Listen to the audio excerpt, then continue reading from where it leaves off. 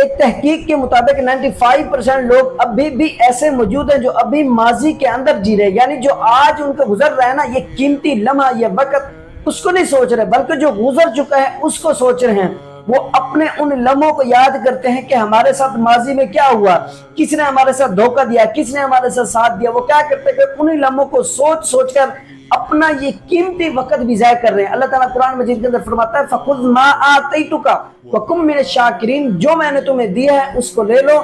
और मेरा शुक्र बजा लो, मेरा शुक्र बजा लो। तो हम क्या करते हैं, उन गुजरे हुए लम्हों को याद करते हैं कि हमारे साथ उसने अच्छा नहीं किया, हमें तो उन पर बहुत भरोसा, बहुत प्यार किया था, हमें तो उन पर बहुत इतबार था। तो याद रखिएगा, उन लोगों को सिर्फ मैं एक बात कहना चाहूंगा, जो आपके हक में बेहतर होगा ना, अल्लाह ताला ने आपके हक में बेहतर जो लिखा है वो आपको मिलकर ही रहेगा। दुनिया की मर्जी को ताकत रोक रहे वो कभी भी नहीं रोक सकती, लेकिन जो आपके हक में बेहतर नहीं है